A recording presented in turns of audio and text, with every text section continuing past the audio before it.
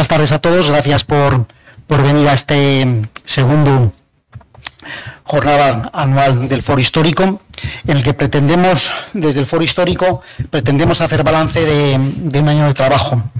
Y efectivamente, como veremos a continuación, como Manuel Avendaño nos lo ilustrará, ha sido un año de trabajo intenso.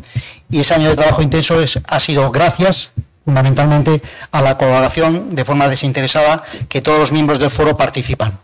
¿De acuerdo? Con su esfuerzo, con su experiencia y su dedicación, pues nos ayudan a poner en valor lo que son la historia de las telecomunicaciones. Y nada más por mi parte, agradecer su presencia. Este acto tendrá dos partes, una primera parte que es hacer balance de este año y luego una segunda parte de homenaje, como ya se desvelará a continuación. Y por mi parte nada más. Así que, Félix, cuando quieras. Muy bien, muchas gracias, Evaristo. Buenas tardes a los presentes, a los que nos están siguiendo en directo vía streaming, y buenos días, tardes o noches a los que en adelante nos seguirán en este acto pues de forma diferida, ¿no? Bueno, en primer lugar lo que quiero es agradecer al Colegio Oficial de Ingenieros de Telecomunicación y a la Asociación Española de Ingenieros de Telecomunicación, y en particular a los miembros del Foro Histórico, por permitirme moderar esta primera parte de la segunda jornada anual del foro, ¿no? Cosa que por supuesto hago con muchísimo gusto, ¿no? En esta primera parte tendremos dos intervenciones, tal como se indica en el programa. En la primera se presentará el informe, el Foro Histórico de las Telecomunicaciones hoy, a cargo de Manuel Avendaño Gascón, que como todos sabéis es el coordinador del mismo, y en el que, como ha explicado Evaristo, lo que se hará será que se detallarán, bueno, aparte de contar un poco lo que es el foro, para aquellas personas que sea la primera vez que vengan a ese tipo de actos, pues lo que hará Manuel fundamentalmente es detallar las actividades, contenidos y avances del foro en el curso 23-24, ¿no? Y a continuación, Antonio Golderos, a mi derecha, perdón, Manuel, a mi izquierda, nos impartirá una conferencia sobre génesis y desarrollo de la era digital. Él, todos sabéis que ha sido antiguo director general de Telefónica I+D y profesor de la Escuela de Teleco de la Politécnica de Madrid. Y bueno, pues en esta conferencia, pues con un enfoque retrospectivo, y cito literalmente lo que se indica en el programa, abordará desde los inicios de la digitalización de los sistemas de transmisión y posteriormente de los de conmutación, los cuales permitieron la unificación del tratamiento de la información de voz, datos e imagen, hasta la revolución que ha supuesto su aplicación a todo tipo de ámbitos, incluyendo la inteligencia artificial, ¿no? Bueno, pues vamos, sin más dilación, vamos a comenzar con la primera conferencia a cargo de Manuel Avendaño Gascón, y voy a leer unos breves apuntes de su perfil profesional, ¿no? Manuel es ingeniero de telecomunicación y diplomado en función gerencial y estrategia de dirección. Comenzó en 1964 su carrera profesional en Ericsson como ingeniero, realizando trabajos en Madrid, Estocolmo y Copenhague. Ingeniero jefe de los servicios técnicos de la red telefónica urbana municipal en San Sebastián. Estamos hablando del periodo 68-72, 1968-1972.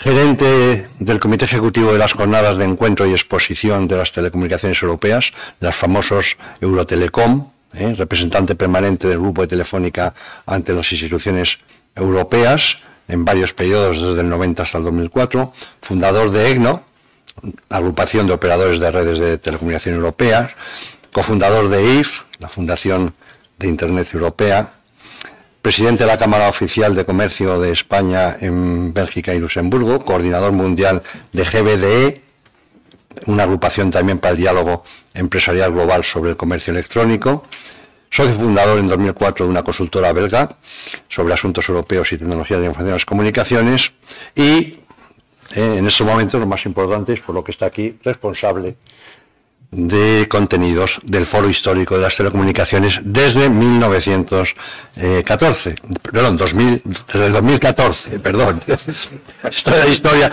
desde 2014, no iba a decir que felicidades, que son ya 10 años, ¿no? Colegiado de honor del Colegio Oficial y la Asociación Española de Ingenieros de Telecomunicación. Cuando quieras, Manuel.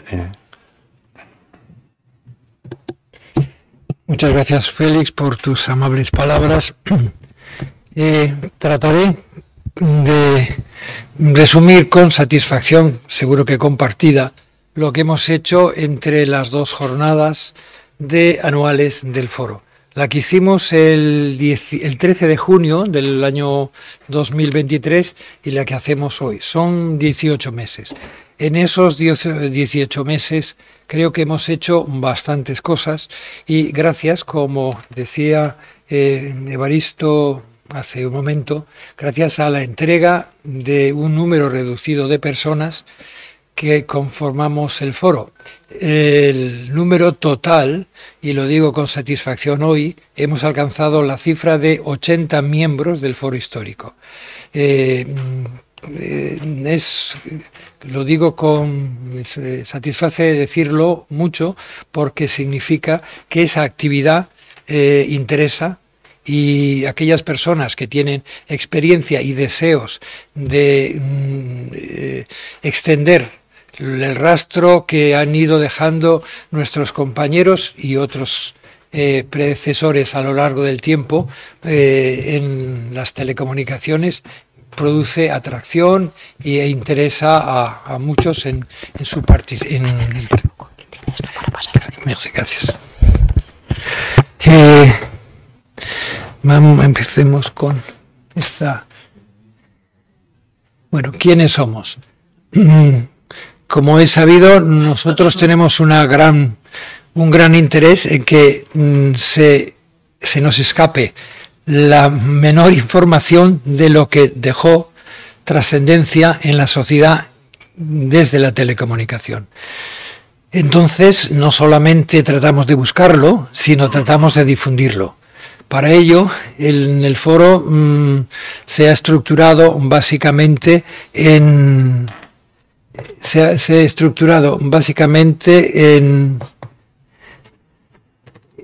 unas sendas que tienen una configuración básicamente tecnológica.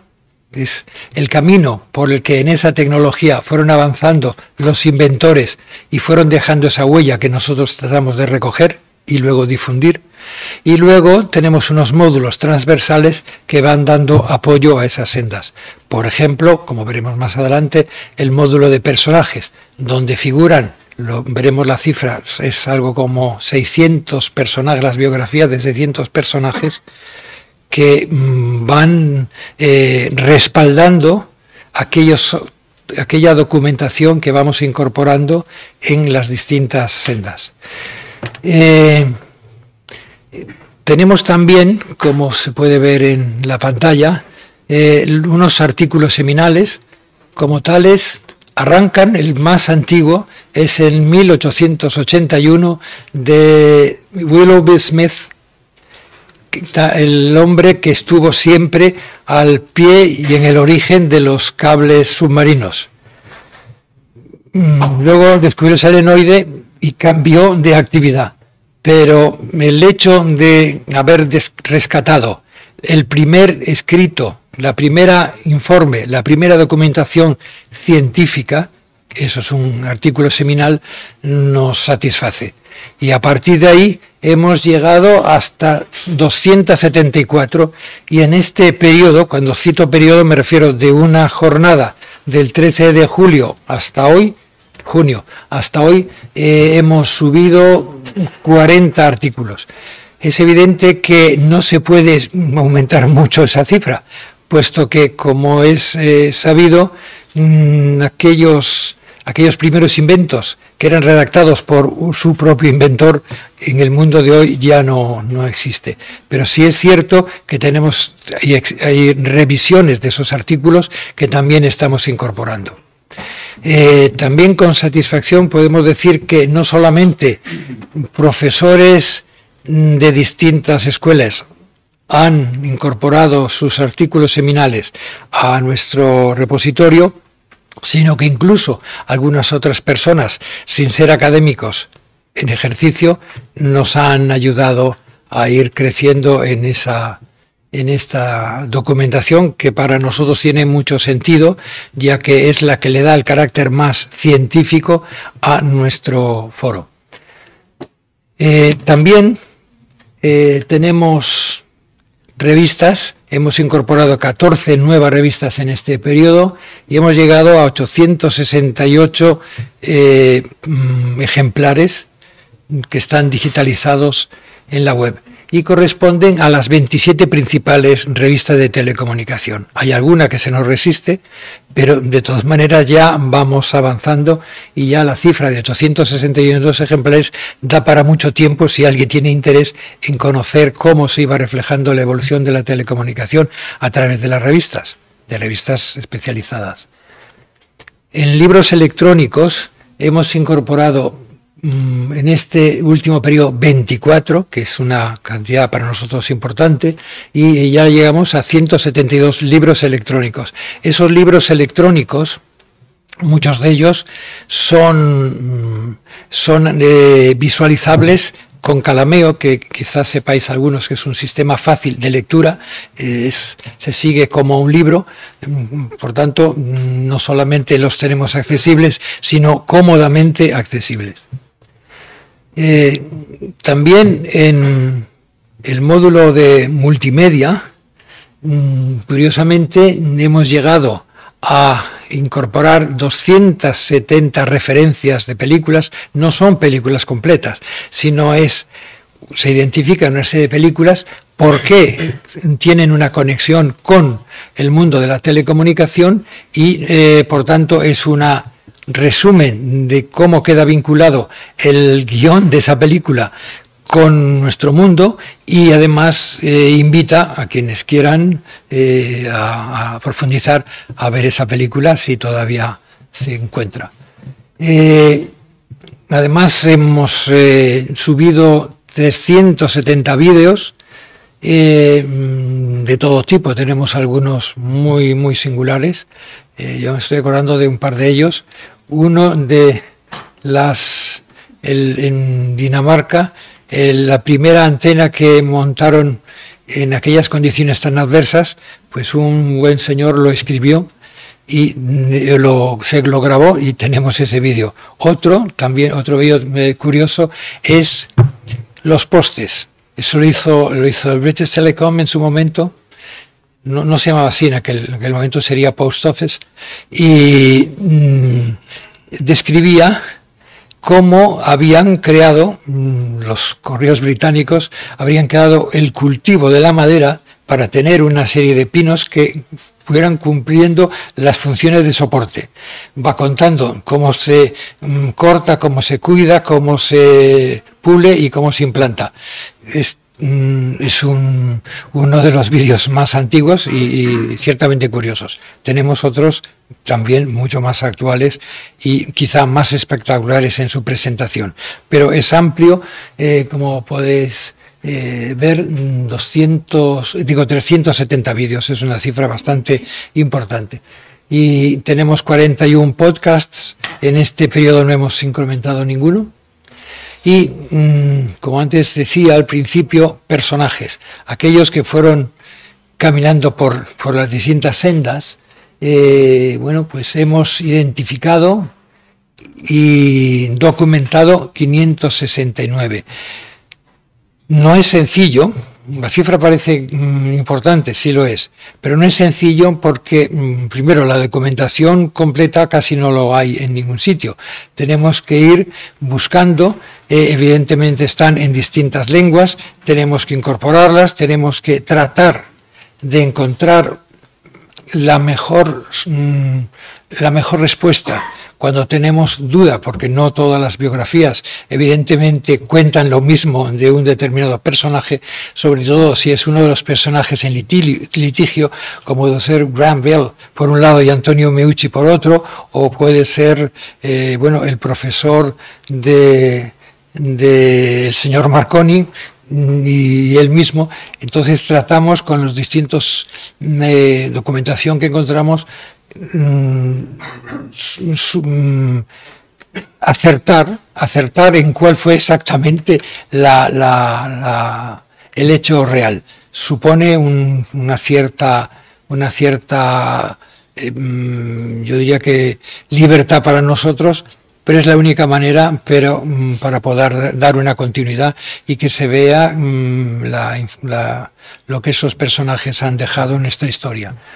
En total hemos conseguido de los personajes, estaba tratando de ver cuántos son de los europeos, cuántos, casi todos son, me temo que casi todos son, bueno, me temo no, es un hecho,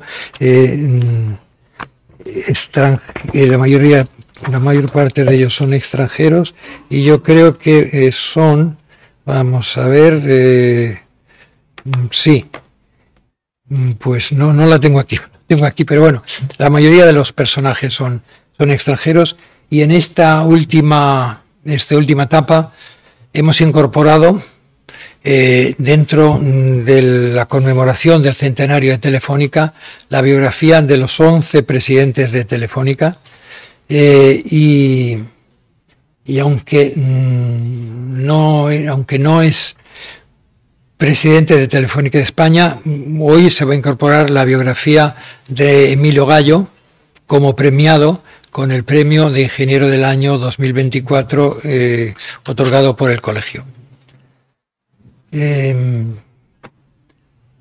Tenemos un área de museo o un módulo de museo donde están referenciados las direcciones y contenido de todos los museos y colecciones importantes que hay en España.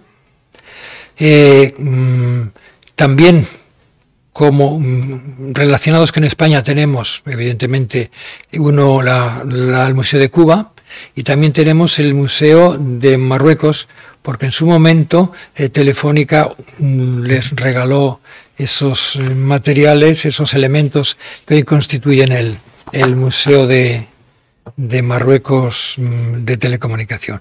Yo creo que está en Rabat, me parece. Y en Sendas, como comentaba, ya hemos incorporado 22 publicaciones en este año, ya hemos llegado a 495. Luego hablaré un poquito más de las Sendas. Y colaboraciones relevantes, que significa evidentemente que aquellos autores actuales pueden poner en valor algo destacado que está sucediendo ahora. Tenemos 17 artículos y en este periodo hemos subido 7. Entre esos artículos están, como lo diré más adelante, los 6 artículos que apareció en la revista Bit en conmemoración del centenario de Telefónica. Vamos a...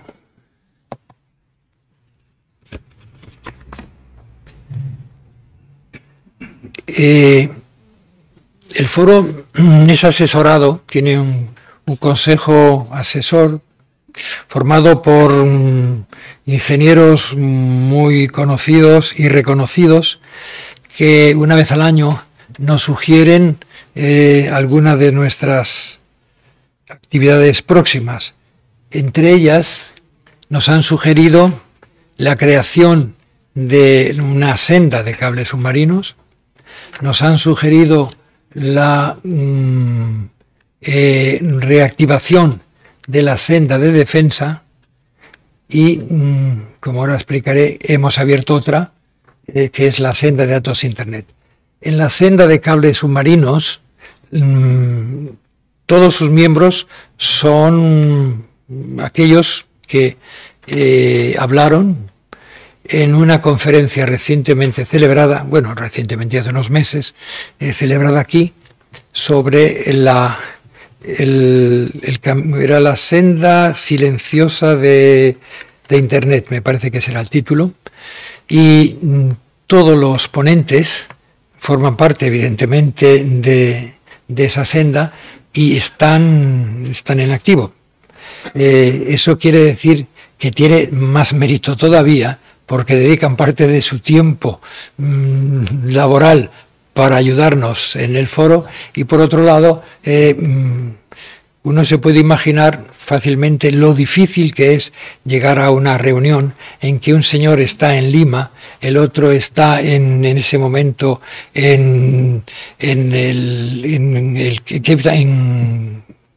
Ciudad del Cabo, y con horarios absolutamente diferentes, y se puede llegar, y se ha llegado, no solamente a elegir y redactar una serie de documentos, sino a formar, a lanzar una conferencia, como antes dije.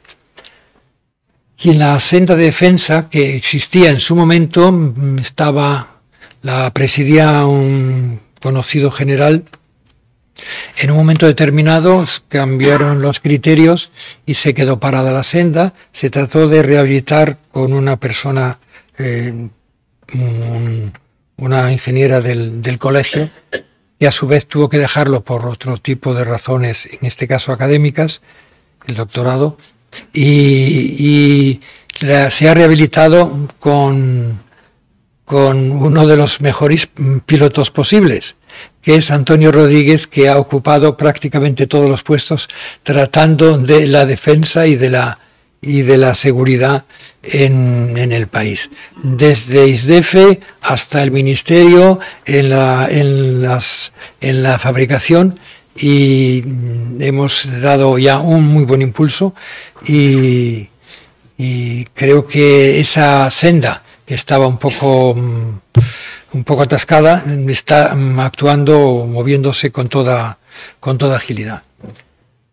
Y estamos también muy satisfechos con que una parte poco cubierta por nosotros, como eran los datos e Internet, estaba cubierto tangencialmente, digámoslo así, se haya concentrado en la creación de una nueva senda que la lleva Juan Quemada.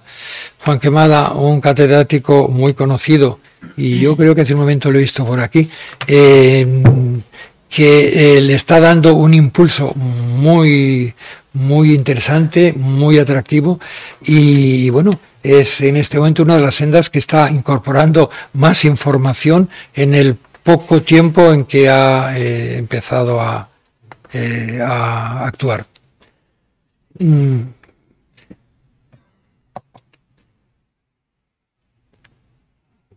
Si uno de los pilares, unos pilares que nosotros tenemos, es las sendas,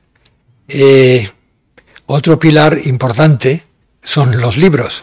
Nosotros pretendemos que, sobre todo cuando se hace una jornada, aquello que se dice no se pierda, y que solamente lo conozcan y recuerden de alguna manera los que asistieron a esas jornadas. Queremos hacerlo permanente, y para hacerlo permanente tenemos que escribir un libro. Tratamos de convencer, y ellos amablemente se dejan, a que lo que expresaron lo enriquezcan y lo conformen en libros. Recuerdo que alguno de los redactores, ponentes de una de las jornadas, cuando empezó a redactar su artículo, descubrió que sabía mucho más de lo que él pensaba, y al final ese artículo se convirtió casi en un libro, él solo. Y esos libros, esos capítulos que conforman los distintos libros, son una de las riquezas que el foro origina y mantiene. En este periodo hemos hecho un libro de fondos documentales sobre telecomunicaciones en la guerra civil, en 2 tomos. Lo han hecho con una infinita paciencia, rebuscando información difícil para encontrar y catalogar los distintos documentos que permitirán a los historiadores profundizar en las telecomunicaciones en un periodo evidentemente muy difícil, y hemos conseguido, si no recuerdo mal, son como 700 páginas entre los dos tomos, y se puede comprender el esfuerzo que eso supuso de búsqueda en distintos archivos españoles, de un bando, de otro bando, de una tecnología de guerra, de la otra tecnología, en Estados Unidos, que en definitiva era el dueño de uno de los proveedores, en Alemania. Toda esa búsqueda ha cuajado en esos fondos documentales que se puede acceder desde la web, en la web del foro. Y estamos también muy satisfechos con otro libro que hemos publicado. Ha sido un reto bastante difícil. Se nos pidió que hiciésemos algo para sensibilizar a los jóvenes hacia la profesión de la ingeniería de telecomunicación. Se nos pidió que descendiésemos al nivel de preuniversitarios, de adolescentes preuniversitarios, para atraerles informándoles. Evidentemente nosotros habíamos hecho previamente un estudio de 20 lecciones con distintas tecnologías de las telecomunicaciones, lo teníamos un poco empolvado y vimos que eso era la oportunidad de ir traduciéndolo al lenguaje, primero gráfico, y salvando en la medida de lo posible el texto. Encontramos afortunadamente una empresa, una editorial, que supo incorporar unos dibujos de cómic a nuestros textos. Entonces hicimos primero un folleto. El folleto ha gustado tanto que primero se distribuyó, lo pidió, acordamos con Telefónica, que en la exposición nueva de Gran Vía 28, la remodelada, se distribuyera, se entregase a los jóvenes un folleto de ese folleto que hicimos nosotros, que se titula Voz, Datos, Imagen, la emoción de conectar. Y luego, dando un paso más, porque ese folleto tenía 28 páginas, tiene 28 páginas, saltamos a hitos de la telecomunicación con también las 20 lecciones, pero apoyadas en esos dibujos, como yo llamo, de tipo cómic. También se hizo, se han publicado, están publicados los dos, y también se puede acceder desde la web del foro, en biblioteca son accesibles los dos. Y no contentos con haber llegado ahí, con motivo del centenario de la radio, que luego comentaremos, nos pidieron si éramos capaces de hacer otro folleto de la radio. Bueno, nos lo dijeron casi en el momento de cumplirse el centenario. Bueno, hemos hecho lo que se está en este momento haciendo. Les dimos la información a los editores. Ellos esta mañana estaban incorporando los dibujos al texto. Como se puede imaginar, es un intercambio entre los editores y nosotros. No siempre hay que dar la relevancia que le dan a un determinado personaje. A veces hay que bajar o subirla según proceda, y creo que tendremos ya, al menos en versión digital, tendremos el folleto de la radio el 10 de diciembre, y exactamente 6 días antes de una jornada que vamos a organizar aquí sobre la nacimiento-evolución de la radioafición y la radiodifusión.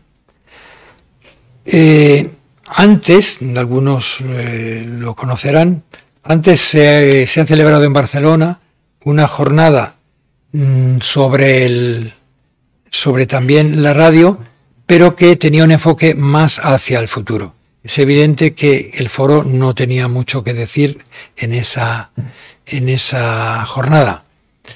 Sin embargo, conseguimos finalmente incluir una ponencia que habla, sí, del futuro, de la evolución de la radio. Pero básicamente esa conferencia se celebró en Barcelona, enfocado hacia el futuro, y por otro lado, extrañamente no se hizo en streaming y muchísimas personas que no lo presenciaban no la pudieron escuchar. Entonces el foro se sentiría mal si pasa un centenario de algo tan importante como la radio y no da su voz. Entonces, ¿qué se hizo? Pues se está organizando, como digo, una conferencia en la que por un lado hablarán, pretendemos mezclar dos cosas: los históricos con una periodista que va a dar la visión de la radio actual, para no solamente, para desempolvar quizá, como digo, un poco la rigidez de la historia con una visión bastante más actual. Y finalmente quizá podamos celebrarlo con el colofón, con un personaje de la radio muy conocido.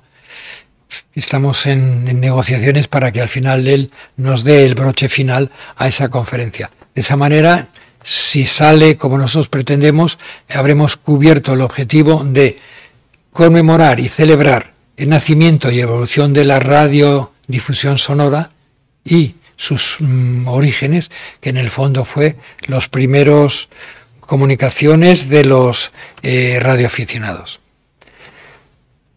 Esos son los dos ejemplares que hemos hecho. Sí. De las jornadas, ¿qué jornadas hicimos en el periodo pasado? Presentamos el quinto libro de Ciclo de Innovaciones Propias, que quizá explicaré. Nosotros entendemos que no estamos en condiciones de ser los inventores de todos los inventos de la telecomunicación, pero sí tenemos la capacidad, como se ha demostrado, capacidad de innovar y adecuar a nuestro entorno y a nuestra necesidad mucho de esos inventos. Entonces creamos el Ciclo de Innovaciones Propias y hemos editado hasta ahora 5 libros. Empezamos con un libro que fue la telefonía rural. Empezó con un equipo raro en Noruega que no cubría ninguna de nuestras necesidades, hasta llegar a la PC32 y otros muchos más elementos que permitieron cubrir esa necesidad. Entonces, en el último libro del ciclo, las telecomunicaciones en el sector audiovisual, se explica la transformación que experimentó España cuando se abrió, por un lado, el monopolio de operación con de Telefónica con Retevisión. Radio Nacional tuvo competidores, empezaron las emisoras privadas y ese libro lo hemos publicado recientemente y se hizo una presentación para que los propios ponentes pudieran explicar con detalle el alcance de cada uno de sus capítulos. Hicimos también una jornada tratando de poner en valor lo que se hizo en los 25 años en Málaga entre unos empresarios, políticos y académicos para crear el Tech Park de Málaga, que ha llegado, si no recuerdo mal, a 10.000 empleados en este momento, en general 10.000 empleados. Entendíamos que ese hecho de cómo evolucionó una idea, cómo evolucionó hasta llegar a ese crecimiento, que iba a interesar, y conseguimos celebrar una jornada en la que participaron prácticamente todos los protagonistas que habían impulsado e impulsan esa iniciativa. Como comentaba antes, la senda de cables submarinos presentó en otra jornada lo que se ha llamado Construyendo la senda invisible de Internet, tratando de convencer que no habría Internet si no hay cables submarinos. Si no recuerdo mal, las cifras alguien me las podría seguro corregir, el 85% de la información de la inteligencia artificial y de Internet en general pasa por los cables submarinos. Luego, si no hubiera esa malla tremenda de cables que se empezó a tejer hace 2 siglos, pues no tendríamos hoy Internet. Entonces entendimos que era muy interesante celebrar una jornada y eso hicimos. Los libros de... Sí, los libros que también en el centenario de Telefónica no solamente hemos escrito esos 6 artículos en la revista Bit, sino que también hemos presentado en la Fundación Telefónica, en el espacio de la Fundación Telefónica, los libros, el folleto y el libro de hito de telecomunicación. Hemos ayudado también a conmemorar el otro centenario, en este caso son los 200 años del fallecimiento en San Petersburgo de Agustín de Betancourt, el ingeniero, el multiingeniero, el ingeniero completo, y se escribieron 2 artículos en la revista Bit. También, para que no conozcan, la revista Bit es la revista del Colegio de Ingenieros de Telecomunicación, y también se hizo un vídeo imaginario en que se consiguió que Agustín de Betancourt fuera respondiendo a un periodista de hoy cómo veía las telecomunicaciones de hoy.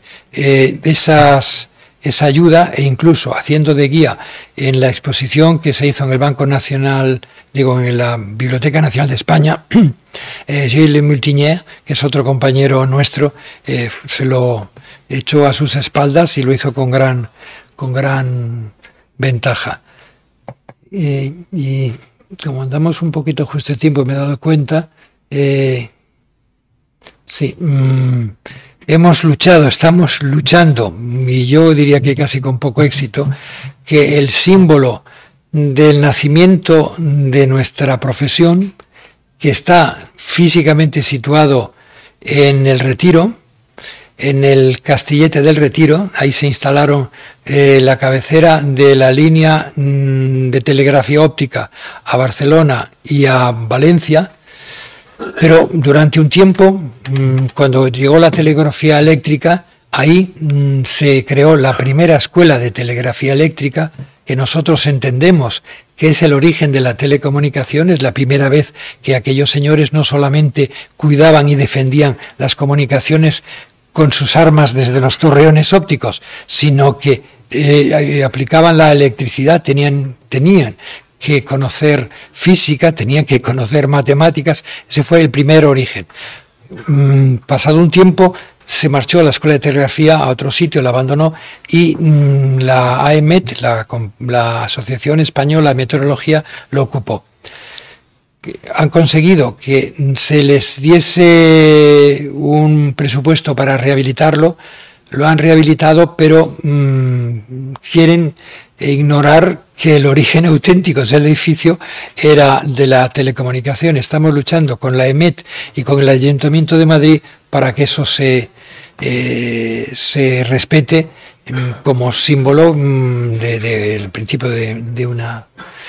Y yo no sé, como andamos muy mal de tiempo, yo diría que como cosa curiosa, por ejemplo, hemos defendido que iban a declararse como bien de interés cultural Buitrago, y solamente Buitrago lo iban a considerar que era meritorio al premio o a la concesión por sus edificios, y desde el foro hemos luchado y convencido a que también se contemple la parte de estación espacial tan relevante que hubo en Buitrago, y lo hemos conseguido, y ahí ya se contempla en esas 2 macetas. Y luego, el pasado mañana se va a presentar, con la colaboración del foro de la Fundación Telefónica y de la escuela, en la Escuela de Ingenieros en EUPM, se va a poner en marcha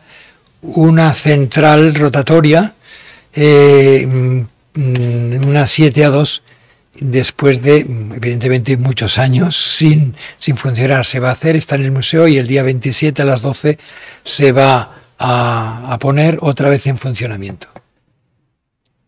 Y me parece que yo no querría ya... Bueno, colaboramos con los ferrocarriles ahora para tratar de que las comunicaciones ferroviarias también estén en nuestra... podamos colaborar en aportar conocimientos. Y finalmente, aparte de colaborar, sí colaboramos, por ejemplo, con la Academia de Ingeniería en el Diccionario de Español de Ingeniería. Ayudamos a que los términos que se utilicen sean revisados por uno de nuestros compañeros, Atanasio Carpena.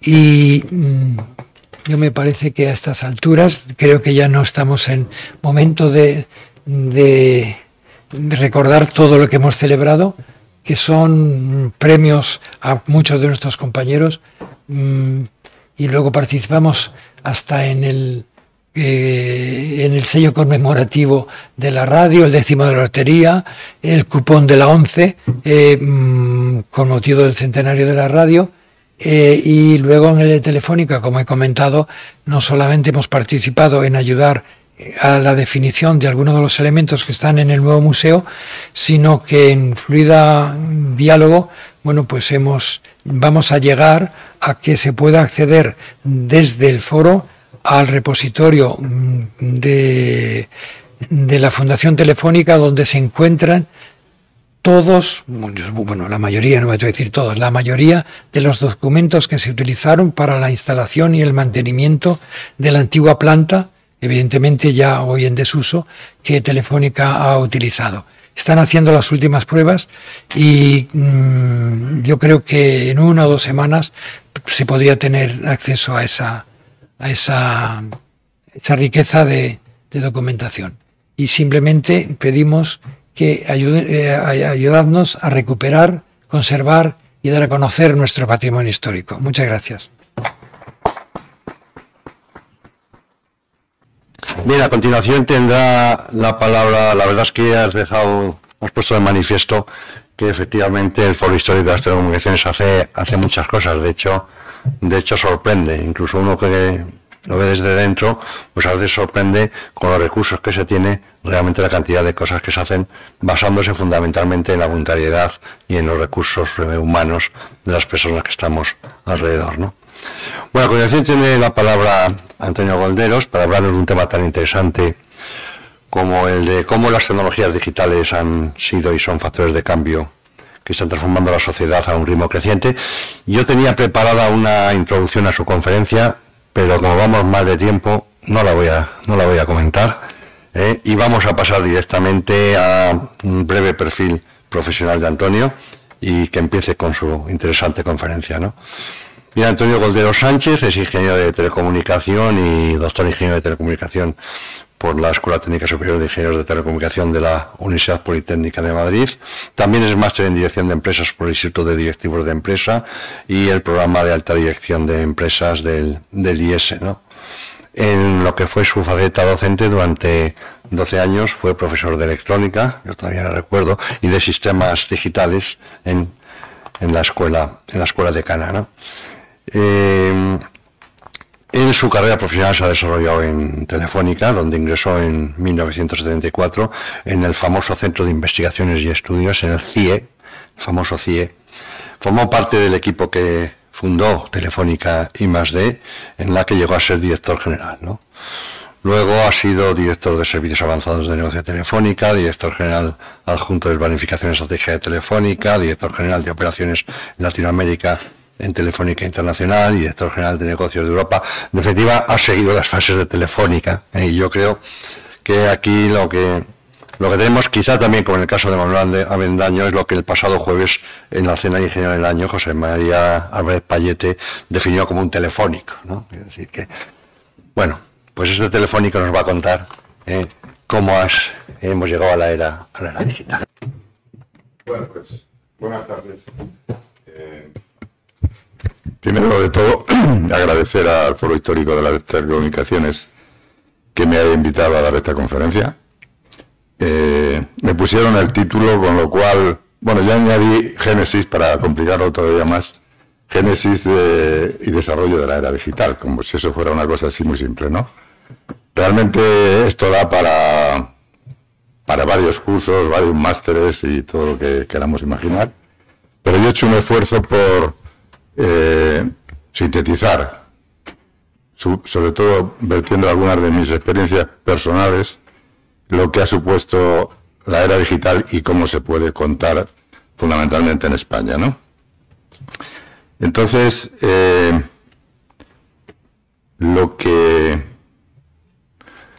la forma en que lo voy a intentar hacer es con arreglo a este índice, que es un índice que básicamente parte de una comparativa de las revoluciones industriales que ha habido y lo que supone la era digital comparada con aquellas.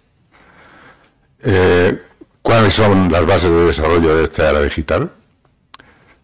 ¿Qué tecnologías y técnicas han permitido hacer las cosas que se han hecho? Y como no se puede abarcar todo, me voy a centrar después en 4 puntos. Uno son los circuitos integrados, otro es Internet, inteligencia artificial y centros de datos. Estos son fenómenos disruptivos, como todos sabemos, dentro de lo que ha sido la evolución normal de las telecomunicaciones. Esto es para empezar. Cuando uno ve esto, y sobre todo piensa en cuánto tiempo ha sucedido esto, la verdad es que asusta. Porque el bit, que todos sabemos que es la unidad más pequeña de información de datos, se ha convertido en el yottabyte. El yottabyte son, si no he calculado mal, 1138 por 10 elevado a 21 bytes. Perdón, no lo he dicho bien. Son 10 elevado a 23 bytes. Ese dato es otro dato, voy a dar algo. O sea, eso es una progresión geométrica de razón 1024, pero acelerada. Es decir, es una progresión que en el tiempo no ha sido uniforme, sino que se ha ido acelerando. Y en los últimos años, yo diría en los últimos 20 años, la progresión ha sido espectacular. Y luego sabremos por qué. Bueno, referencias muy breves a lo que supusieron las revoluciones industriales anteriores. La primera se identifica con James Watt en la creación de la máquina de vapor. Eso permitió básicamente pasar de un mundo rural a un mundo más industrial y conseguir una transición para mejorar las condiciones de vida, aunque al principio pues ya sabemos que tuvo unas consecuencias bastante complejas en cuanto al tema de los puestos de trabajo, que es una de las cosas que está pasando ahora también, pero que entonces quizá fue más traumático. La segunda revolución industrial, que se puede identificar con el siglo XIX, básicamente se producen 2 fenómenos importantes.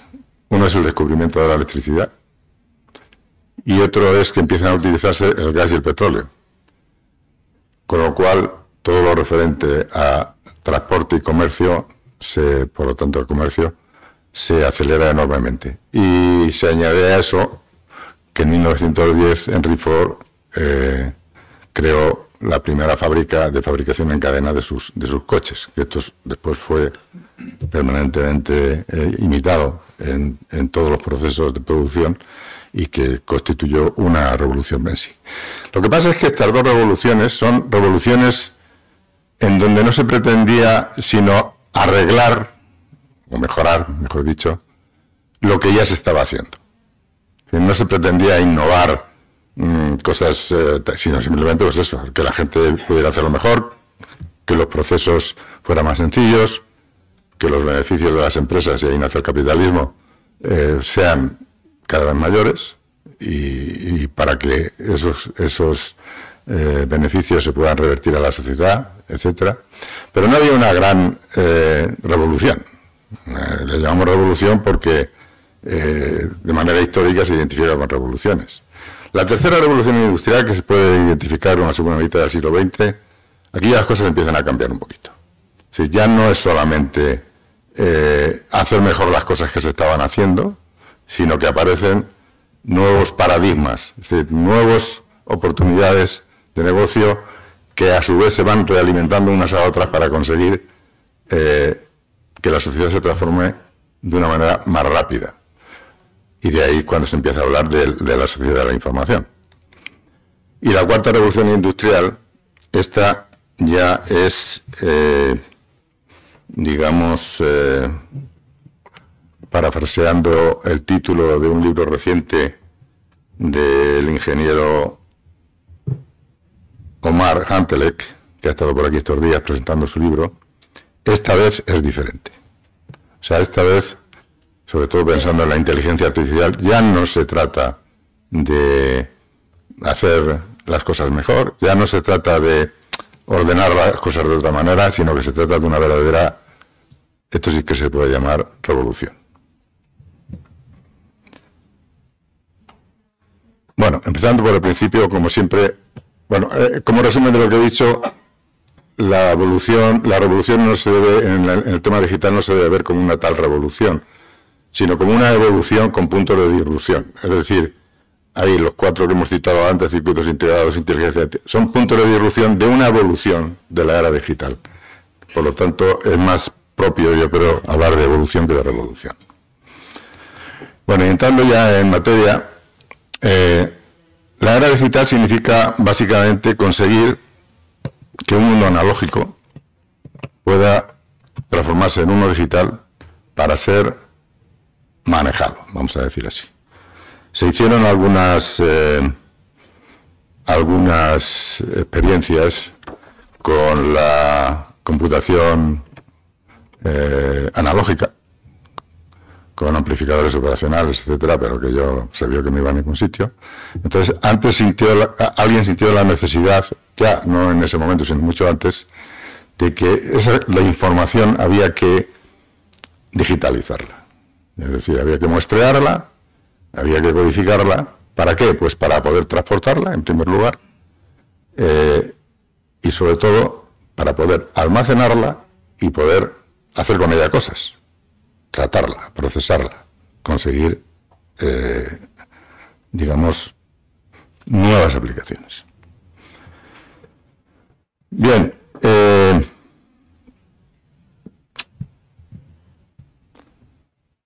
¿cuáles son los tres paradigmas fundamentales? El ordenador, que lógicamente sin el ordenador poco se podría haber hecho, las comunicaciones, por razones obvias, y las tecnologías y técnicas habilitadoras, que son todo aquello que hay alrededor de esto para conseguir que, digamos, la realidad actual sea la que es. Rápidamente. Bueno, la historia de la computación. Bueno, la historia de la computación puede identificarse con el inicio del ábaco. O sea, el ábaco pues, es el chismito este que utilizaban los chinos hace ya muchísimos años, miles de años, para hacer cálculos. O sea, había que calcular y no se podía contar con las manos porque aquello no era práctico. Entonces se hizo un inventito. Todas las primeras digamos, máquinas que aparecen ahí, hasta la de Hollerith, básicamente, son mecánicas, porque era lo que se sabía hacer entonces. Es decir, no se puede hablar de realmente computación en el sentido que lo entendemos nosotros. La primera que se puede identificar quizá es la de Alan Turing con Colossus, que sabéis que es la máquina que permitió descifrar los mensajes cifrados de los alemanes en la Segunda Guerra Mundial. Esto unido al concepto de máquina de von Neumann, que permite la reprogramación, es decir, una máquina que permite en una estructura fija de unidad de proceso, unidad aritmética, lógica y registro de trabajo y memoria, conseguir cambiar la función de esa máquina. Es decir, que no solamente haga lo que estaba predicho que se hiciera con la máquina, sino que hoy la puede utilizar por una cosa y mañana la puede utilizar por otra. El primer ordenador digno de llamarse ordenador es el UNIVAC ENIAC de 1951. Y para que nos demos cuenta un poquito de lo que estamos hablando, ese ordenador pesaba 27 toneladas, estaba hecho con válvulas. Pesaba 27 toneladas, consumía 160 kilovatios, tenía una longitud de 33 metros en rack de 90 centímetros y 2,40 de alto, y tenía 18.000 válvulas. Esto da idea de qué salto hemos dado desde el año 51, es decir, que yo nací en el 50, entonces, bueno, pues en una vida han pasado una cantidad de cosas impresionantes, ¿no? Una revolución fue la aparición de los microprocesadores.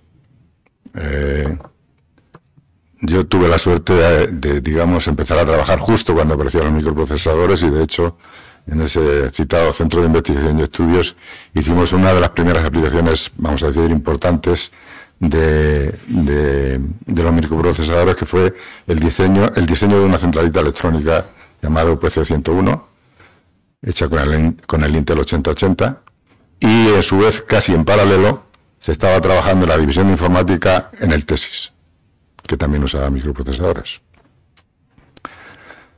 Bueno, y por aquí llegamos a la computación cuántica después ya, que es eso va a ser un salto también, otra vez, exponencial respecto de lo que tenemos. Tiene unos problemas todavía serios, la computación cuántica, que básicamente son dos. Uno es la temperatura a la que deben trabajar esos ordenadores, que está próxima al cero absoluto. Y otro es que la estabilidad, digamos, de donde esté situado el ordenador tiene que ser muy alta, porque si no, el resultado puede no ser bueno. ¿Y qué decimos de las comunicaciones? Inicialmente ya se ha hablado aquí un poquito del teléfono, que es lo que primero apareció como método de comunicación a distancia, con unos códigos que básicamente son el código Morse, de Samuel Morse. La preocupación, aparte de los datos, de cómo transmitir mensajes, estaba en la voz, fundamentalmente, en el habla, para ser más propios hablando. Y fue Graham Bell el que inventó el teléfono. La radio aparece también. Una mejora sobre el concepto de modem, de telégrafo, es el modem. Y aparece la gran descubrimiento, fue ARPANET. ARPANET era una red concebida por el DARPA, o sea, que es el del Departamento de Defensa de Estados Unidos, en la época de la Guerra Fría, para evitar que pudiera haber interrupción de comunicaciones por un ataque nuclear. En realidad estamos hablando de la conmutación de paquetes. O sea, ahí es donde se genera la conmutación de paquetes. El artista es el señor Kleinrock. Y de ahí surge ya una visión que es, vamos a intentar meter toda la información, tanto de habla como de vídeo, como de datos, por paquetes. Vamos a compactar esa información y vamos a transmitirla. Y vamos a dar un primer paso para poder procesarla después. Aquí menciono especialmente el X25 porque también hemos tenido la suerte en España con Telefónica de ser uno de los pioneros en X25. De hecho, se participó en la creación del propio protocolo X25. Y en el año 69 aparece la Internet con el protocolo TCP/IP, que eso es, otra vez, un salto espectacular. Lógicamente, la telefonía celular es una revolución también en el sentido de que permite la ubicuidad, y de eso no voy a hablar nada porque sería extenderme mucho. ¿Cuáles son las cosas fundamentales que hay que cuidar en comunicaciones para que todo esto se pueda hacer? Pues uno es el ancho de banda, que siempre hemos identificado en telecomunicación, la velocidad, que no es lo mismo. O sea, el ancho de banda, por poner el símil, es como una tubería que conduce agua, es la cantidad de agua que puede circular por la tubería. Y la latencia, o la velocidad, es la velocidad a la que se desplaza ese agua. ¿Por qué es importante? Pues porque en esa compactación de información que estábamos diciendo, de voz, datos, imagen, las respuestas para que se puedan tratar tienen que ser en tiempo real. Una latencia pequeña es aquella que es capaz de responder a una demanda en un tiempo inferior al que los sentidos humanos son capaces de tener. En una imagen, pues que no tengamos movimiento de los cuadros, en una comunicación telefónica que no se entrecorte la voz, en una aplicación, por ejemplo, de un coche que está conducido autónomamente, que todas las órdenes le lleguen a tiempo para que no se pegue un trastazo, etcétera. En definitiva, estamos hablando de seguridad de seguridad de la transmisión. Eso se hace, entre otras cosas, con unos protocolos, digamos, que vamos a después a decir muy brevemente. Entonces, hemos quedado en que lo primero es digitalizar, convertir en unos y ceros. El señor Leibniz se le ocurrió ya en el siglo XVIII que este podría ser el camino. Es decir, la información en el sistema binario con unos y ceros sería lo que permitiría muestrear la información y almacenarla en base a una serie de códigos que luego podrían ser transportados. El almacenamiento, que básicamente consiste en ver qué hacemos con esa información y dónde la ponemos. Procesamiento de información, es decir, los ordenadores y todas las aplicaciones que a uno se le puedan ocurrir en base a esa información que está digamos, almacenada. Hace falta algo que no sea lo que estamos acostumbrados los ingenieros y los técnicos, o estábamos acostumbrados a programar en lenguaje máquina y meter registrar de bits para intercambiar, tiene que ser algo que sea más amigable. Y esos son los motores de búsqueda. O sea, el motor de búsqueda lo que permite es que cualquier persona que no esté iniciada en nada de estas historias pueda intercambiar información con una máquina y buscarla rápido. Y luego la ubicuidad en el acceso para que lo podamos hacer desde cualquier lugar, que eso, la telefonía celular es la que lo permite.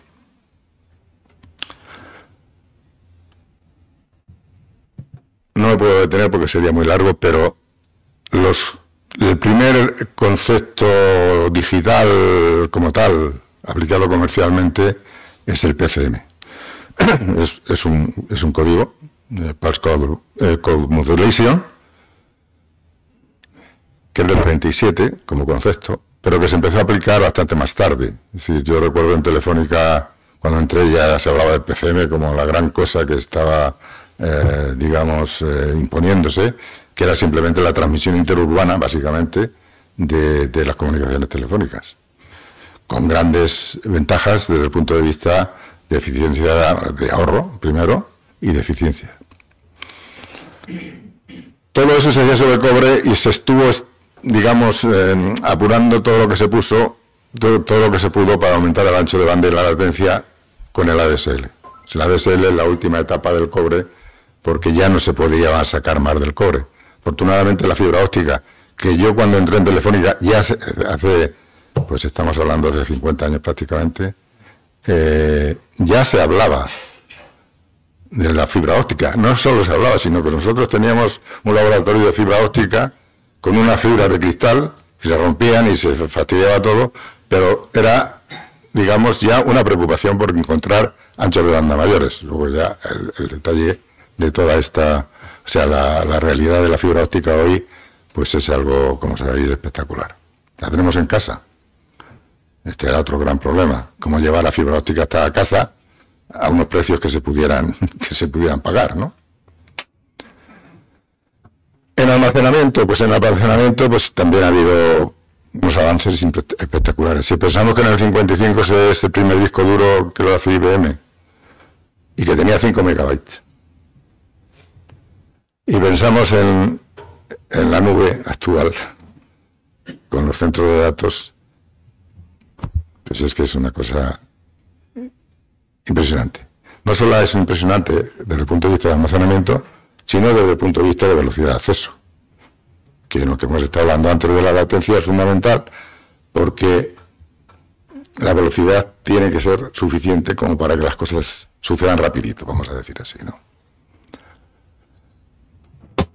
Los procesamientos de información que permitieron inicialmente hablar de las aplicaciones más sencillas fueron los motores de búsqueda, que son del año 90. Es decir, que, daos cuenta, estamos hablando de hace 30 y muy poquitos años. Entonces ya empezaban a aparecer hasta el año 2000 no apareció el Google Search. O sea, es hace 24 años. Bueno, dentro de lo que son tecnologías habilitadoras más importantes, hay más, pero bueno, yo he puesto estas. Se puede hablar de radiocomunicaciones, que ya he dicho que no voy a hablar. Circuitos integrados, Internet, GPS. GPS, que tampoco voy a hablar de él, solamente decir que todas las aplicaciones de geolocalización que existen y que existirán están basadas en el GPS, ahora en el sistema Galileo, ¿sí? Sistema Galileo europeo. Tecnología del habla. Bueno, voy a hablar de circuitos integrados, voy a hablar de Internet. No voy a hablar mucho de tecnología del habla, pero sí voy a decir una cosa. Yo hice la tesis doctoral en el 85 en reconocimiento de palabras aisladas en castellano, independiente del locutor. Yo allí todo chulo, independiente del locutor. Básicamente era reconocer dígitos y palabritas utilizando una técnica de reconocimiento de patrones y una cosa bastante... Pero sí que me permitió ver la complejidad del problema. La complejidad del problema era que si uno se analiza cómo se produce el habla, y cómo se reconoce, pues existen una cantidad de niveles que van desde el morfológico al sintáctico, al semántico, a los niveles superiores del cerebro, a cómo el cerebro interpreta ese tipo de entrada. La reproducción es más fácil, hacer un conversor texto-voz es más fácil, aunque tiene su dificultad. O sea que yo en aquel momento hice unos pinitos sobre los temas estos de reconocimiento, pero ya sabía yo que aquello era muy complicado, ¿no? Bueno, pues está resuelto. O sea, hemos llegado a un punto en el cual estamos muy próximos, creo yo, a que el habla sea el sistema de intercambio que tengamos con las máquinas. Si no ya meter el código para que nos aparezca allí el periódico, no. Quiero leer el as. Y te ponen el as. O ahora léeme el artículo de no sé quién y te van a leer el artículo. Y algo que me gusta mucho a Félix, y por eso lo voy a citar, que tú cojas un teléfono, hables en español y un chino que está en Pekín hable en chino y en tiempo real podéis hablar. Eso no está tan lejos, ¿eh? Bueno, luego hablaremos un poquito de inteligencia artificial y de centro de datos. Circuitos integrados. Bueno, yo creo que esta es una de las bases fundamentales de todo lo que ha ocurrido. Y yo diría de lo que está por ocurrir. Desde el año 47, que se inventó el transistor, recuerdo un viaje a Bell Labs con Juan Mulet, que está aquí, y nos regalaron a cada uno de nosotros una reproducción de lo que era el transistor, metido así en una ampollita de cristal muy bonita, y era aquello, pues un trozo de germanio, creo que eran entonces, con unos hilos que bueno, lo habré visto la foto, ¿no? Eso era en el 47. Ha pasado todo esto que se dice aquí. Y todo eso que se dice aquí llega a que actualmente hablamos de los SOCs. SOCs son System on a Chip. Es decir, que ya no nos conformamos con hacer un circuito integrado que haga unas funciones con un microprocesador o que tenga una memoria o un controlador, sino que metemos un sistema entero en un chip. Un sistema entero en un chip, que por poner un ejemplo, este es el SoC A18 Pro de Apple, que lo incorpora el iPhone 16, que tiene las bonitas características siguientes. Una litografía de 3 nanómetros, hecha TSMC, dicen de segunda generación, no llegó a que es la segunda generación, pero bueno, debe ser una cosa importante. Tiene 19.000 millones de transistores. 19.000 millones de transistores. Una arquitectura ARM, es decir, RISC. Y esto va de núcleos. Es decir, ahora ya estos sistemas se diseñan por núcleos. Núcleos especializados en hacer determinada función. Este tiene concretamente 4 núcleos de alta eficiencia, que yo creo que son los procesadores convencionales, 6 núcleos GPU de gráficos, GPU es Graphic Process Unit, tiene 6, y 16 núcleos de Neural Engine. Eso tiene que ver con la inteligencia artificial. Este procesador tiene ya 16 núcleos de inteligencia artificial. Y solo puede hacer 35 billones de operaciones por segundo. El aspecto es este, más o menos. Una cosa muy... Lo curioso de todo esto es que las herramientas para poder hacer la litografía de 3 nanómetros, y ya está anunciada la de 2 nanómetros en una fábrica de TSMC en Arizona para el próximo año, porque este se está produciendo todavía en Taiwán, es que las máquinas para poder hacer esto son europeas. O sea, hay una empresa que se llama ASML, que viene de Philips, que es la que hace las máquinas para poder hacer la litografía de ultravioleta con precisiones de 2 nanómetros. Una vez más, Europa hace lo difícil y no hace lo fácil, que es hacer negocio.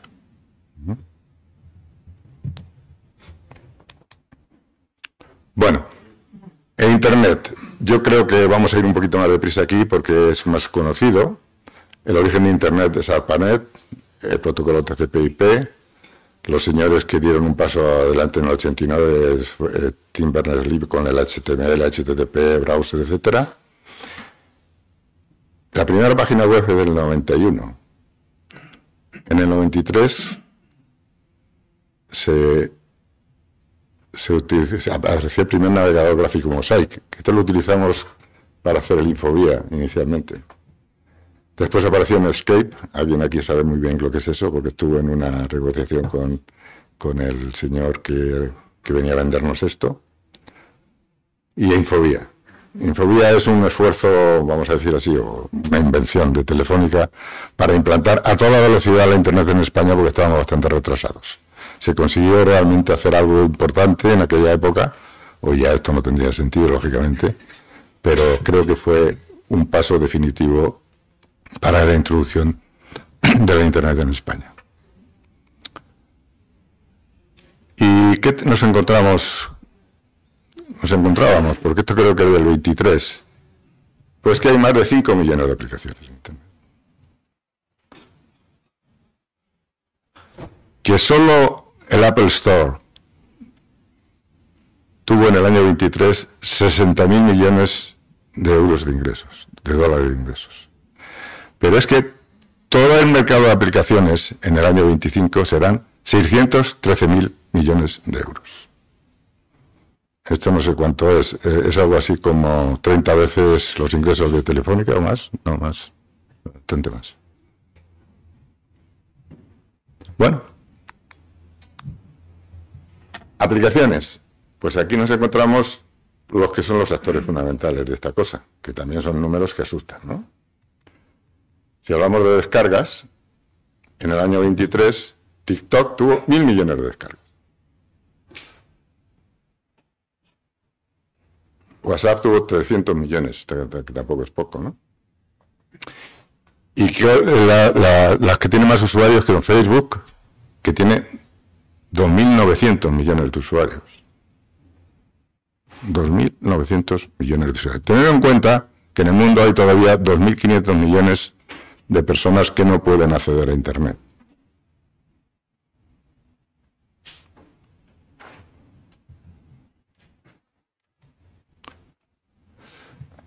Obviamente hay desafíos importantes en el sentido de que no todo es positivo en Internet. que requiere una regulación, como hablaremos después, pero hay cosas ya que se ven. Hay una sobrecarga de información, es decir, ya está la avalancha de información que hay, que nos sale por las orejas, por decirlo así. Es decir, ya es muy difícil llegar a conclusiones de muchas cosas si uno lee todas las informaciones que hay sobre esa cosa, porque es que muchas veces son contradictorias. Y si hablamos de política ya ni te cuento, ¿no? Por lo tanto, hay una despersonalización, es decir, ya no se habla con personas, se habla con grupos de poder, con gente que está interesada en que sucedan las cosas de una determinada manera, etcétera, etcétera. Los temas de privacidad y seguridad que son conocidos, pues son claves en cómo podemos manejar todo esto. Y ya desde el punto de vista personal hay una fragmentación de la atención. Yo no sé si a vosotros os pasa, a mí ya me empieza a pasar, lo cual me preocupa, que me disperso. Es decir, que leo cosas y digo, ahora por aquí, ahora por allá, no sé qué, joder. Y eso yo creo que al final acaba en salud mental, ¿eh? Pero bueno, eso ya... Y luego están los temas de polarización y burbujas informativas que obviamente son un problema. Y llegamos a la estrella actual, que es la de inteligencia artificial. La inteligencia artificial tiene muchísimas definiciones, es decir, no tiene una, tiene muchas. Pero en contra de lo que se puede pensar, donde se acuñó el término de inteligencia artificial fue en una conferencia en 1956 en Dartmouth. Pero claro, desde entonces han pasado mucho tiempo, ¿no? Y ahora con el ChatGPT es cuando se ha empezado a ver aquellas cosas que todo el mundo pensaba de redes neuronales y no sé qué y tal y cual aparecer. Una definición que a mí me gusta es esta: inteligencia que se desarrolla mediante ordenadores y que intenta replicar las funciones cognitivas de los seres humanos. Nada más y nada menos.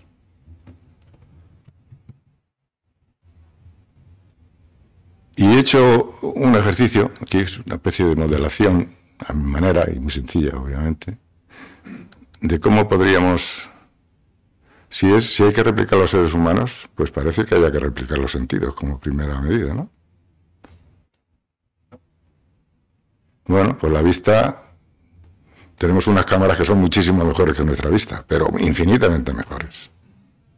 Capaces de detectar unos detalles que no son capaces de detectar nuestros ojos, por muy buenos que los tengamos. Si hablamos de oído, bueno, que vamos a hablar del sistema de sonido, de la recepción de sonido. El olfato. Esto parece un poco más raro, pero hay narices artificiales que se están utilizando para, por ejemplo, ver la calidad de los vinos y de los alimentos. Con una parametrización, digamos, mucho más seria que la que hacemos los humanos, que es siempre subjetiva. El gusto. Pues también tenemos lenguas artificiales. El tacto, bueno, los sensores táctiles son una cosa que existe en temas de robot y tal hace mucho tiempo. Memoria, pues como decía otro, la que haga falta, ¿no? O sea, nosotros tenemos memoria, pero es que memoria toda la que queramos, ¿no? Cerebro. Aquí puede que... El problema es que estamos llegando a un momento en donde se puede pensar que el cerebro artificial va a superar en mucho al cerebro natural.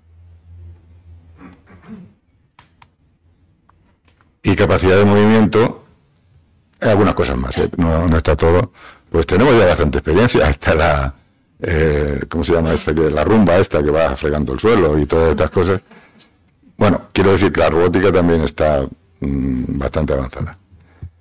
Y aquí tendríamos el concepto de inteligencia artificial por un lado y el concepto de inteligencia natural por otro. Claro, ¿cómo enfocamos esto? ¿Lo enfocamos como algo antagónico? Es decir, o yo o tú. ¿Estamos preocupados porque la inteligencia artificial va a desplazarnos? ¿O deberíamos hacer un esfuerzo por utilizar la inteligencia artificial de un modo inteligente, digamos? Yo creo que ese es el camino.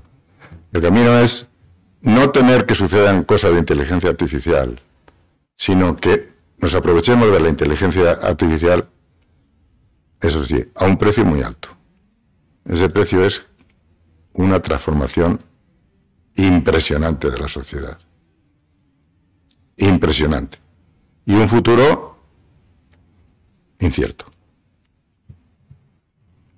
Bueno, esto es una reflexión mía, o sea, que no tiene más importancia que eso. Aplicaciones, otra vez todas las que queramos. Existen cientos de aplicaciones de inteligencia artificial orientados a sectores, pero bueno, yo he hecho aquí una clasificación y solo me quería detener en uno de ellos, de la sanidad. La sanidad, bueno, la sanidad, perdón, antes de eso voy a... Yo dije, voy a hacer un ejercicio, voy a preguntarle, porque sabéis que inteligencia artificial se habla hace mucho tiempo y se están utilizando programas llamados de inteligencia artificial, pero que lo único que hacen es tratar datos de una manera masiva, con unas informaciones muy grandes, ¿no? Y que al final responden a unas preguntas Pero voy a preguntarle a ChatGPT, le pregunté, ¿qué es la inteligencia artificial generativa? Y me respondió lo siguiente. La inteligencia artificial generativa se refiere a un tipo de inteligencia artificial que se enfoca a crear contenido nuevo y original.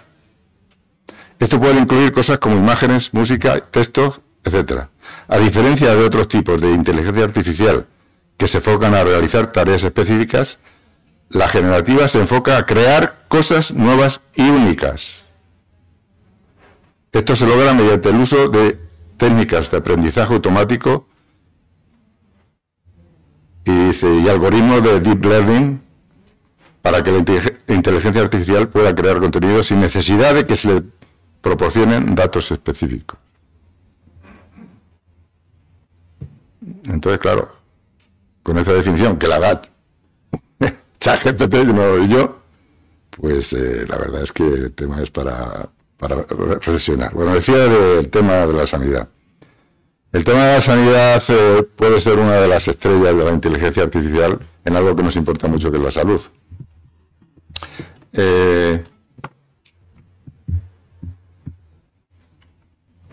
Se están haciendo unos avances muy importantes en, diagnóstico de enfermedades, creación de fármacos orientados a una persona determinada. Se están haciendo ensayos con gemelos digitales. El concepto de gemelos digitales ya sabéis que es aplicable a todo, pero en sanidad es crear algo muy parecido a ti, con tus características genéticas, toda tu historia familiar, toda una serie de datos, para poder predecir, por ejemplo, qué enfermedades vas a tener y cuándo las vas a tener. Esto no es una cosa que se está haciendo, ¿eh? Esto no es ciencia ficción.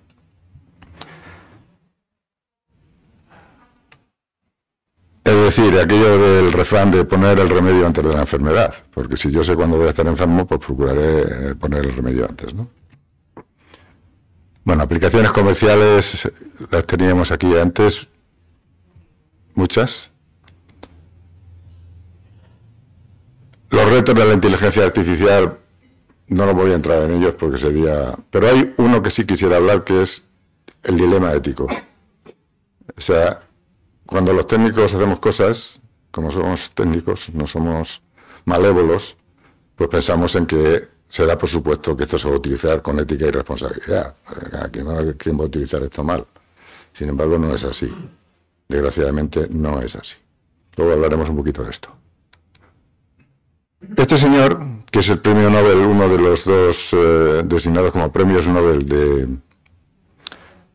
inteligencia artificial, este año, que estuvo le hicieron una entrevista, no sé si estaba aquí o se le hicieron a veces hace poco tiempo, Este es el que se ha opuesto a que la inteligencia artificial progrese de una manera descontrolada.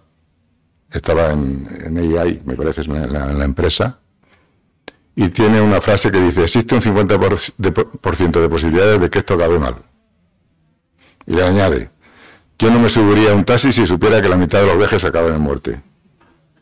Joder, que lo diga esto un señor que ha estado trabajando, este es canadiense, me parece recordar, que ha estado trabajando en todo esto mucho tiempo, pues la verdad es que... Bueno, luego volvemos un poquito al tema de la ética al final. Los centros de datos. Los centros de datos, pues son ya, el desmadre, padre. O sea, aquí ya resulta que toda la información que se crea en el mundo a todas horas procedente de todos los sitios hay que meterla en algún sitio. Sitio que tiene que ser, por un lado, always on, es decir, siempre dispuesto, que tiene que ser global. En teoría puede acceder, o debiera poder acceder cualquiera, aunque esto solo ocurre en algunos. Que no se hace solo almacenamiento, sino que se hace cloud computing, es decir, se hace la computación en la red. En estos centros se hace computación en la red. Y que tienen tres problemas básicos. Dos que son más graves y otro que es menos. Uno es la necesidad de espacio, energía y disipación de calor. He puesto 3 ejemplos, aquí o 4.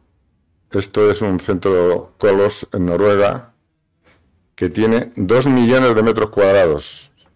Esos son 20 campos de fútbol. Sí.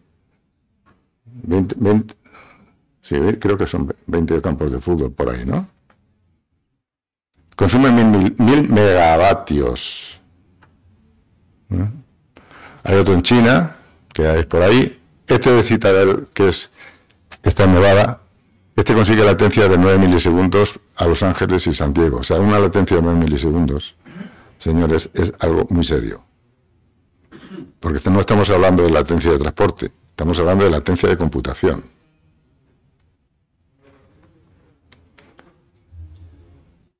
Esto es un aspecto de cómo son estos centros, racks y racks y racks y racks y racks, consumiendo todo, calor, mucho calor, etcétera. Y estos chinos, pues han hecho, son los China Telecom, han hecho en Mongolia uno, donde la temperatura media son 6 grados centígrados, es decir, vamos a poner un sitio frío para tal. Y también tiene solo 3,2 millones de metros cuadrados. No sé qué pasa aquí, que no sale la última. Bueno.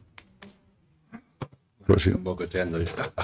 Sí, simplemente decir, como conclusión, que se avanza mucho, que tenemos un problema a resolver, que es cómo manejar la inteligencia artificial, que existen, digamos, iniciativas para que esto pueda ocurrir, que pasa por poner de acuerdo a todo el mundo, cosa que sabemos que es muy fácil, ¿no? Que la ONU ha cogido uno de los testigos de este asunto y que un artículo que ha escrito el hermano de Félix, Jorge, reciente, en la revista Telos, llega a la siguiente conclusión. Hay 3 formas de enfocar este tema. Uno es lo que hace Estados Unidos, y ahora con Trump pues seguramente será más, que es que, señores, aquí quien manda es el comercio, ¿no? O sea, es decir, los grandes, que no sé por qué me han cortado esto, si porque quedaba era poco importante. Otro es lo que dice China, que es algo parecido, pero ya sabemos cómo lo dicen los chinos, todo, pero controladito por mí, porque quiero proteger a la sociedad. Y vamos a hacer las cosas bien, pero queremos hacer negocio. Y la tercera, la europea. La europea dice que hay que velar por los derechos y el bienestar de la sociedad. Bien. Ustedes mismos pueden decir, vosotros mismos podéis decidir quién va a ser el ganador de esto, ¿no? Muchas gracias.